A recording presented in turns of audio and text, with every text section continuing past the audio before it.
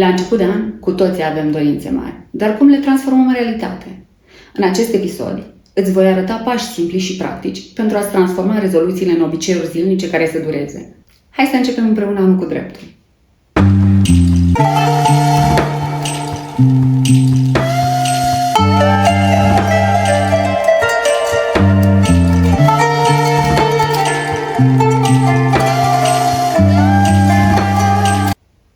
La mulți ani, dragii mei, și bine ați revenit pe canal! Iată că a început un nou an și odată cu el o pânză albă pe care putem să scriem cea mai bună variantă din povestea vieții noastre. Este acel moment în care să reflectăm la ce a fost, ce am realizat și ce vrem să schimbăm. Pentru mine acest an are o semnificație aparte, pentru că vine cu o dorință profundă de a transforma toate lecțiile învățate anul trecut în acțiuni concrete, care să mă ajute să trăiesc mai bine, mai echilibrat, mai fericit. Astăzi vreau să vă vorbesc despre cum putem să setăm rezoluții pentru nou an într-un mod realist, dar care să ne inspire, să ne motiveze. Vom vorbi despre metodele aplicate de mine până acum și despre cum putem face ca acele promisiuni de la început de an să devină mai mult decât simple dorințe pe o listă. Și dacă până acum acest canal v-a oferit vouă sau cuiva drag plus valoare, nu uitați să vă abonați, să-l apreciați și să activați clopoțelul pentru a primi notificări. Pasul 1. Gândește-te la învățăturile de anul trecut. An de an, exact în această perioadă, unul dintre cele mai importante lucruri pe care le-am făcut a fost să reflectez la anul care a trecut. Ce am realizat? Ce mi-a adus bucurie? Ce a fost greu, dar m-a învățat ceva? În cazul meu, anul trecut a fost marcat de lupta cu cancerul, dar și de descoperiri incredibile, despre puterea mea interioară, despre iubirea și sprijinul din jurul meu. Am învățat că nu trebuie să am totul sub control, ci doar să fac câte un pas înainte zi după zi. Sub nicio formă nu pretind că lecția renunțării la control, de fapt, la iluzia de control pe care o avem cu toții, a fost una ușor de asimilat.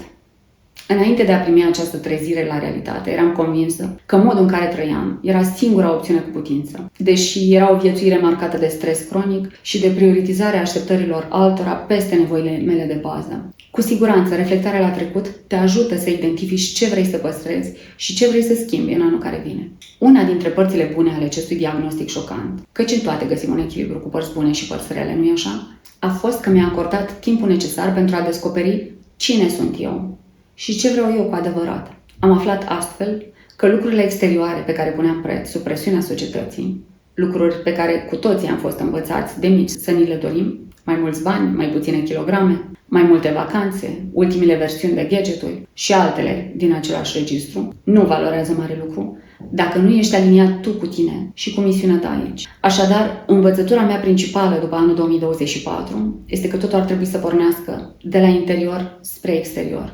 O sugestie de exercițiu pentru voi? Acum, la început de an, acordați-vă un moment să scrieți 3 lucruri din anul trecut pentru care sunteți recunoscători și 3 lucruri pe care vreți să le schimbați. Pasul 2. Stabilește obiective clare și realiste. Rezoluțiile nu sunt despre dorințe vagi, ci despre pași mici și clari, spre un scop mai mare. Unul dintre lucrurile care ne descurajează este că ne stabilim rezoluții imposibile sau prea generale, cum ar fi vreau să fiu mai fericit. Începe cu ceva specific. De pildă, propriile mele rezoluții pentru acest an includ să am grijă de sănătatea mea prin echilibru interior, prin mișcare regulată și alimentație corespunzătoare. Să petrec mai mult timp de calitate cu familia fără distrageri. Să găsesc lucruri creative pe care le pot face, care să-mi aducă mie și celor din jur mulțumire și plus valoare. Cum ar fi să continui să fiu sprijin pentru comunitatea mea, prin conținut care inspiră și educă. O sugestie de exercițiu pentru voi? Alegeți 3 obiective specifice pentru anul acesta. Fiecare obiectiv ar trebui să fie clar și ușor de înțeles, realizabil într-un timp rezonabil, relevant pentru ceea ce este cu adevărat important pentru voi. Și într-o notă personală, nu vă aruncați asupra primelor 3 idei care vă vin în minte doar pentru a stabili niște borne și pentru a simți că aveți o direcție. Acordați-vă ceva timp pentru a analiza cu adevărat ce este important pentru voi și porniți de acolo. Este un efort care merită, credeți-mă. Pasul 3. Începe cu pași mici și acțiuni zilnice. Un alt lucru pe care l-am învățat anul trecut este că progresul vine din micile obiceiuri zilnice, nu din schimbări radicale. De exemplu, dacă vrei să mănânci mai sănătos, începe cu ceva simplu, cum ar fi să incluzi o salată proaspătă în fiecare zi. Dacă vrei să faci mișcare, începe cu 10 minute de plimbare zilnică. Pașii mici sunt mai ușor de respectat și creează un sentiment de reușită care te motivează să continui. Și de ce sunt pașii mici cheia reușitei? Pașii mici sunt ușor de implementat, deoarece nu necesită un efort uriaș imediat. În schimb, ei creează un ritm constant care te menține implicat. Iată câteva beneficii ale acestui tip de abordare. 1. Reduc stresul. Schimbările mari pot părea copleșitoare, dar micile ajustări sunt mai ușor de gestionat. De exemplu, dacă obiectivul tău este să faci mai mult sport, în loc să începi cu o oră de exerciții intense, alege să faci 10 minute de stretching sau de mers pe jos. 2. Construiesc încredere. Fiecare pas mic realizat îți oferă un sentiment de reușită, care te motivează să continui. De exemplu, să adaugi o porție de legume la cină este un mic succes, care îți arată că ești capabil să faci schimbări mai sănătoase. 3. Creează obiceiuri durabile.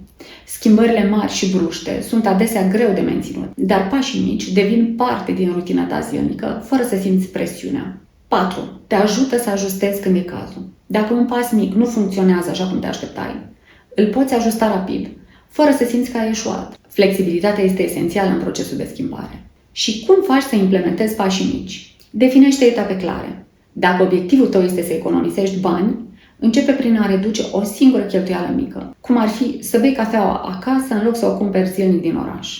Urmărește progresul. Notează fiecare mic succes într-un jurnal sau o aplicație. Vizualizarea progresului te motivează. Sărbătorește reușitele.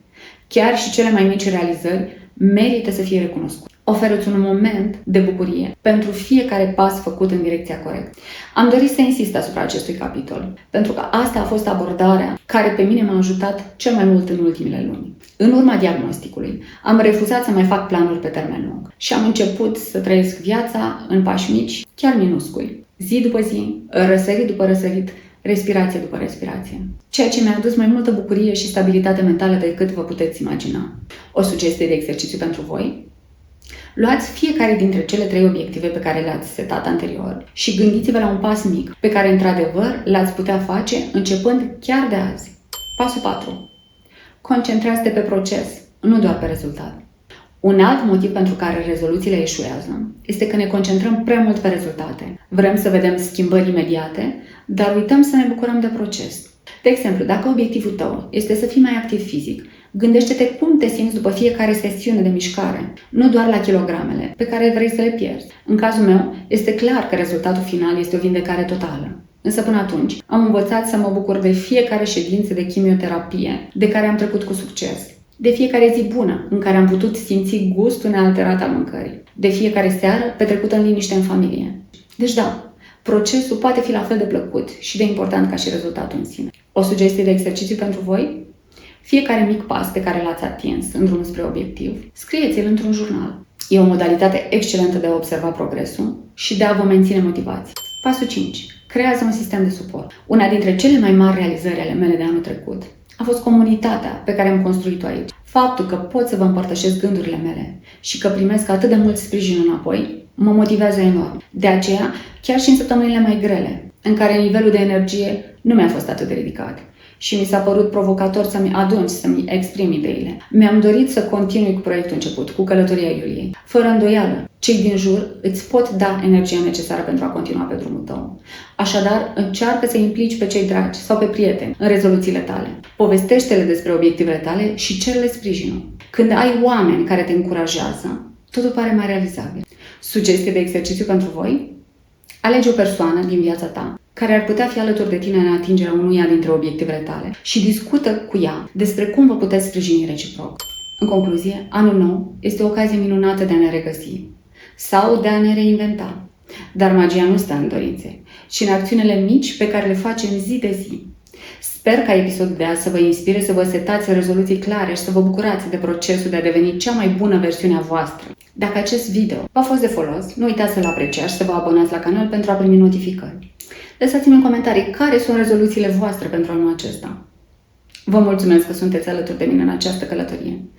Până data viitoare, fiți buni cu voi înșivă și bucurați-vă de fiecare pas mic pe care îl faceți. Zile luminoase tuturor și să nu uităm. Enjoy!